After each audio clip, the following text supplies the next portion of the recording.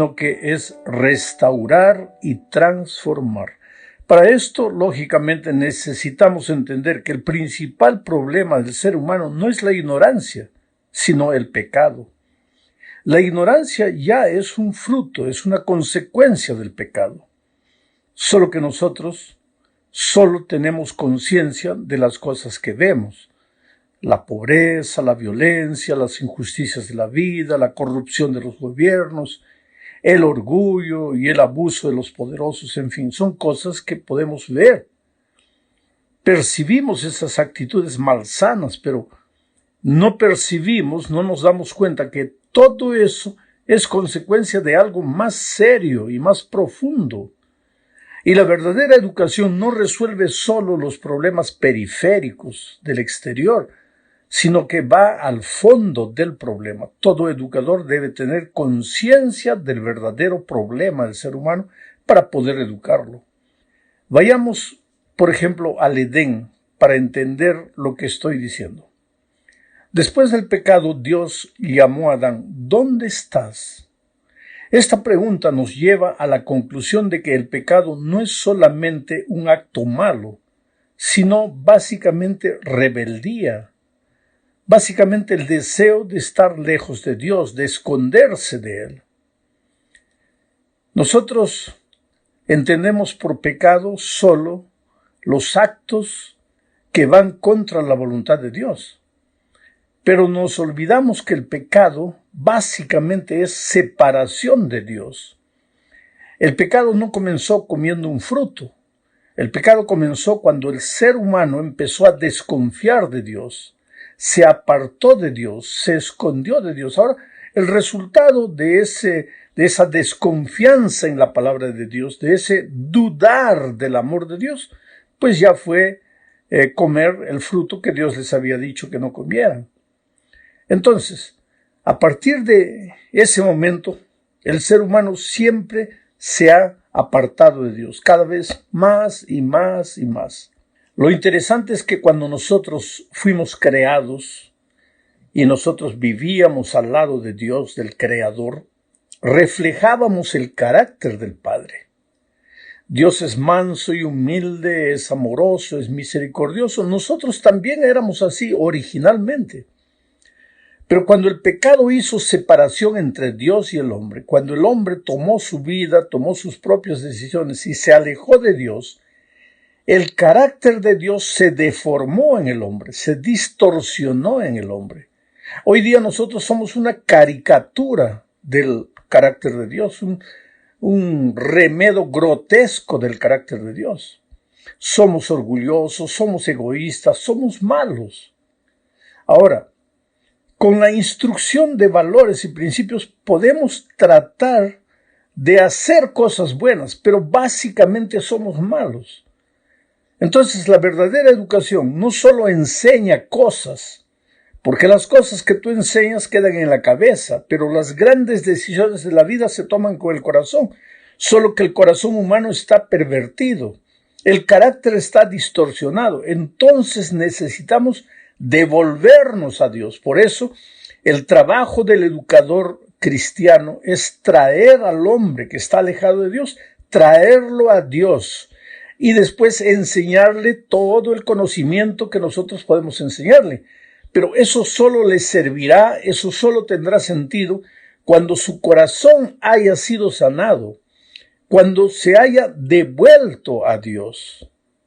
Por eso la salvación básicamente es reconciliación.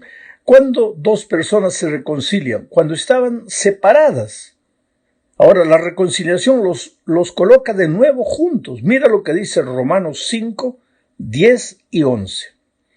Porque si siendo enemigos fuimos reconciliados con Dios por la muerte de su Hijo, mucho más estando reconciliados seremos salvos por su vida. Y no solo esto, sino que también nos gloriamos en Dios por el Señor Jesucristo, por quien hemos recibido ahora la reconciliación. Mira, en 2 versículos Pablo repite 3 veces la palabra reconciliación. Ahora te voy a dar un nuevo sinónimo de la palabra educación. Educación es reconciliar.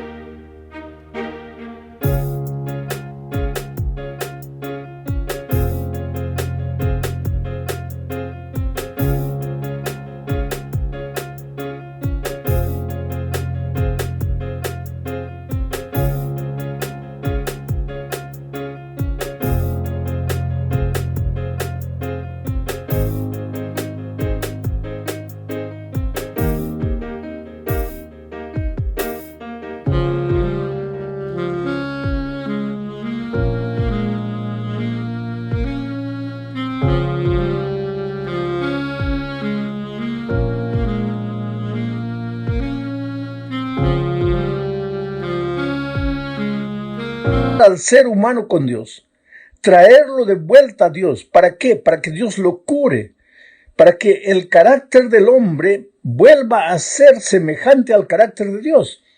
Entonces, y solo entonces, toda la instrucción que le demos le servirá, tendrá sentido.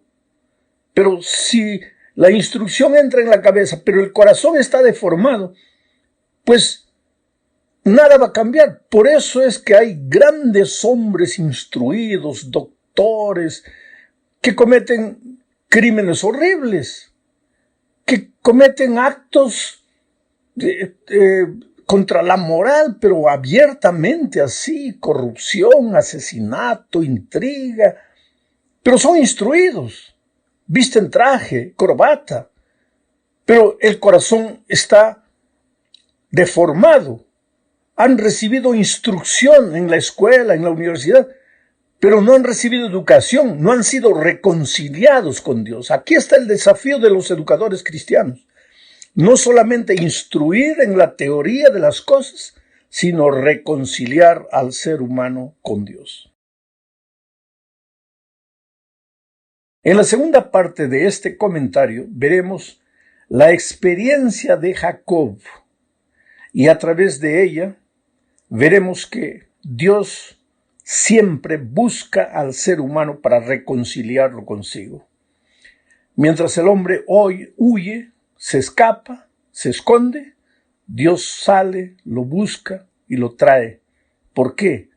Porque Dios sabe que el hombre separado de él solo se perjudicará, hará sufrir a las personas que ama. Leamos Génesis capítulo 28, versículos 10 al 3 y después los versículos 15 y 16. Dice así: Salió pues Jacob de Beerseba y fue a Harán. Beerseba era la casa de sus padres. Harán era una tierra distante donde vivía un hermano de su mamá. Pero simbólicamente podríamos decir aquí que salió Jacob de la presencia de sus padres y se fue a una tierra distante. Es lo que Adán y Eva hicieron en el jardín del Edén. Salieron del compañerismo con Dios y se fueron a una tierra distante llamada pecado. Bueno, salió pues Jacob de Beerseba y fue a Harán, y llegó a un cierto lugar y durmió allí, porque ya el sol se había puesto. Y tomó de las piedras de aquel paraje y puso a su cabecera, y se acostó en aquel lugar. Y soñó, y he aquí una escalera que estaba apoyada en tierra, y su extremo tocaba en el cielo. Y he aquí ángeles de Dios que subían y descendían por ella. Y he aquí Jehová estaba en lo alto de ella, de la escalera, el cual dijo: Yo soy Jehová, el Dios de Abraham, tu padre, y el Dios de Isaac. He aquí yo estoy contigo y te guardaré por donde quiera que fueras y volveré a traerte a esta tierra. Mira, volveré a traerte a esta tierra, porque no te dejaré hasta que haya hecho lo que te he dicho. Y despertó Jacob de su sueño y dijo: Ciertamente Jehová está en este lugar y yo no lo sabía. Es interesante que aquí en este texto, en esta historia, en este incidente de la vida de Jacob, podemos encontrar principios de educación cristiana. ¿Pero de qué manera, pastor? Es que el hombre se aleja de Dios. Y cuando se aleja de Dios, entra en el terreno de la oscuridad, de la ignorancia, del analfabetismo espiritual. No entiende nada, no tiene conciencia de su situación. ¿Y qué hace Dios? Dios lo busca.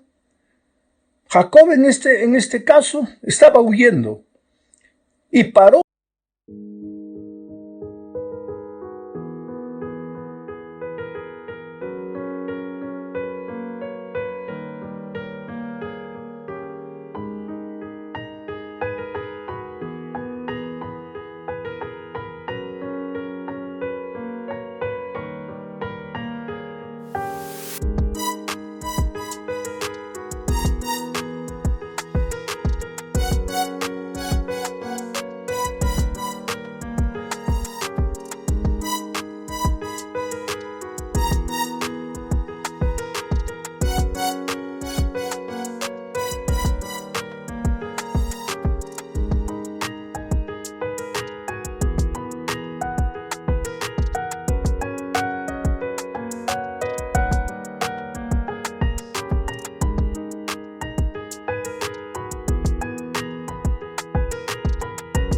Solo porque estaba cansado. Colocó una piedra de travesero y durmió, pero tuvo un sueño. Y Dios le muestra una escalera que va desde la tierra hasta el cielo. Y Dios está allá arriba y le habla y le dice, mira, yo soy el Dios de tus padres. Yo he venido aquí a buscarte. Yo quiero traerte a tu tierra. Tú te estás yendo a una tierra extraña. Yo quiero traerte de vuelta a esta tierra. Entonces, él se despierta. Jacob se despierta y dice, ciertamente Jehová está en este lugar. Es que la verdadera educación busca al ser humano alejado de Dios y lo trae a Dios. Ya te dije que todas las materias que enseñamos son apenas argumentos que usamos para traer al ser humano a Dios, porque solo en Dios recibirá la verdadera educación. Lo que me impresiona es que Jacob dice, ciertamente Jehová está en este lugar y yo no lo sabía.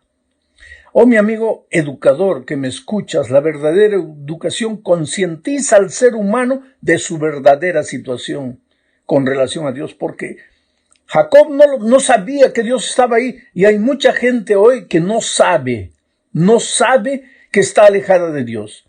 Y alejada de Dios, ya repito por tercera vez este pensamiento, puedes darle la instrucción que tú quieras. Le va a servir de poco. A lo más le va a servir para sobrevivir en esta tierra miserable que un día va a llegar a su fin. Pero la verdadera educación no prepara al ser humano solo para esta vida, lo prepara para la vida eterna. Ahora, cuidado, no tienes que preparar al ser humano solo para la vida eterna, porque también necesita sobrevivir en esta tierra. Entonces tienes que preparar un buen profesional. Tienes que enseñarle la materia que enseñas bien enseñada. Vuelvo a repetir, nuestras escuelas, nuestros colegios, nuestras universidades tienen que ser excelentes por la instrucción que dan, pero tienen que ir más allá. Tienen que concientizar al ser humano de su necesidad de Dios y traer al ser humano a los pies de Dios. Porque solo Dios es capaz de cambiar su carácter, de hacerle un hombre, una mujer nueva. Porque te digo, hay grandes profesionales que tienen 1, 2, 3 doctorados, pero tienen un carácter horrible y no vencen la vida, no triunfan por causa de su carácter. Entonces, ¿de qué les vale toda la instrucción que recibieron si el carácter lo arruina todo? Por eso nuestra misión no es solamente instruir, es redimir, es educar, es reconciliar al hombre con Dios. Hablemos ahora en la tercera parte de Jesús como maestro. Leamos para esto Juan 1, 1 al 5 y después el versículo 14. Dice, en el principio era el verbo, Jesucristo, ¿no es cierto? Estoy comentando el texto. Y el verbo era con Dios, Jesucristo era con Dios. Y el verbo era Dios, Jesucristo era Dios. Este era en el principio con Dios. Todas las cosas por Él, por Jesucristo, fueron hechas, y sin Él nada de lo que ha sido hecho fue hecho. En él, en Jesucristo, en el Verbo, estaba la vida. Y la vida era la luz de los hombres. Mira, aquí viene la palabra luz, contrario a la palabra tinieblas. La ignorancia es tinieblas, la sabiduría es luz. En él, en Jesucristo, estaba la vida. La vida era la luz de los hombres. La luz en las tinieblas resplandece, y las tinieblas no prevalecieron contra ella. Y aquel Verbo, Jesucristo, fue hecho carne y habitó entre nosotros, y vimos su gloria, gloria como la del unigénito del Padre, lleno de gracia y de verdad. Jesucristo es la luz, la sabiduría. Santiago dice, si alguien tiene falta de sabiduría, pídala a Dios, que Él le dará abundantemente. En Cristo estaba la luz, la sabiduría. Las tinieblas de la ignorancia, el pecado, no prevalecerían sobre la luz. La luz es la luz. Pero esa luz necesitaba llegar al ser humano, porque nosotros vagábamos en este mundo de tinieblas, en este mundo de ignorancia espiritual. Y entonces la luz, el Señor Jesucristo, se hizo carne y vino a esta tierra. Y caminó entre nosotros, y anduvo entre nosotros, y nos enseñó a vivir, y nos concientizó de nuestra verdadera situación, que estábamos alejados de Dios. Juan fue uno de los primeros discípulos. Juan entrenó a otras personas, capacitó a otras personas. Esos discípulos que Juan capacitó, un día siguieron al Señor Jesucristo. Y Jesucristo les preguntó, ¿a dónde van? ¿Qué desean? Y ellos dijeron, Rabí, que quiere decir maestro, ¿dónde vives? Queremos ir a donde tú vas. Queremos andar en tus caminos. Queremos aprender de ti. Rabí, maestro. Jesucristo, el Dios eterno, creador de los cielos y la tierra, se hizo carne y vino a esta tierra para ser el gran Rabí, el gran maestro, el gran iluminador, la fuente de sabiduría. Por eso, si tú eres un educador cristiano, tienes que ir a la fuente, tienes que aceptar al Rabí, al gran maestro, como tu propio maestro. Tienes que aprender a sus pies. Muchas veces tienes que llorar al tener conciencia de tu propio pecado. Y solo entonces Dios te toma, barro imperfecto, y te hace un gran maestro como Él. Un hombre que lleva a la sala de clases no solamente instrucción, sino redención, reconciliación. Pero para eso tienes que aprender del gran Maestro Jesucristo, que se hizo hombre para venir a esta tierra.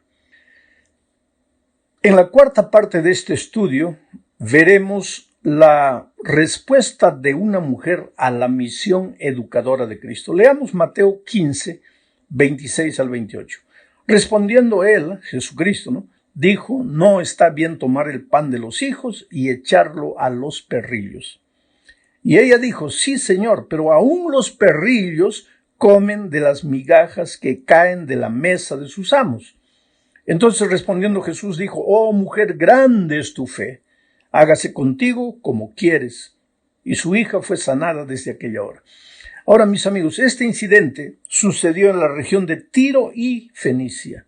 La protagonista fue una mujer cananea. Tal vez un profesor se esté preguntando en este momento, ¿pero qué tiene que ver esta historia con la educación cristiana? Pero tiene mucho que ver, ¿sabes? Lo que el evangelista destaca aquí en este relato es la insistencia de una mujer para romper barreras que le impiden llegar a Jesús. La mujer había entendido que Jesús era su única solución. Pero había tantas barreras, empezando por la multitud que consideraba que un gentil no podía acercarse al maestro, pasando por los propios discípulos que no permitían que nadie llegase cerca del maestro, y terminando por las propias declaraciones de Jesús, que en el contexto histórico en que vivía y hablando en medio de judíos, estaba usando las expresiones que ellos usaban para referirse a los gentiles. Pero la mujer venció todas esas dificultades. En el fondo, Jesús deseaba enseñarle que nadie llega a la mesa de la bendición sin esfuerzo.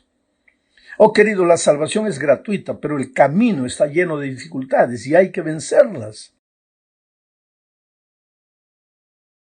Si tú has colportado alguna vez, has vendido productos, libros, cualquier cosa para pagar tus estudios, vas a entender que nadie llega a graduarse sin sacrificio, sin lágrimas, sin esfuerzo, sin dificultades. ¿Cuántas veces el gerente financiero de la institución te llamó, te dijo que no tenías dinero para continuar estudiando, te pidió que abandonases el colegio y tú te desanimaste? No, tú como la mujer cananea insististe, clamaste, suplicaste, imploraste y finalmente terminaste tus estudios. Tenemos que enseñarles a nuestros alumnos a llegar, a alcanzar la meta de graduarse, a pesar de las dificultades, a pesar de las luchas, a pesar de barreras, a pesar de gente que te diga que tú nunca vas a llegar. Tú no puedes desanimarte. ¿Por qué? Porque el reino es finalmente de los que luchan, de los que con fuerza lo arrebatan. Llegamos al fin de este estudio hablando de un alumno que entendió el mensaje de Dios. Me refiero a Bartimeo, el ciego. Los discípulos estaban al lado de Jesús, pero parece que daban la impresión de no entender la esencia de la misión de Cristo. Marcos, por ejemplo, relata el incidente después de la alimentación milagrosa de 4,000 personas. Después de este milagro, los discípulos y Jesús llegaron a la otra orilla del mar y Jesús les dijo: guardaos de la levadura de los fariseos y los publicanos. Y se estaba refiriendo a la doctrina. Guardaos de la levadura.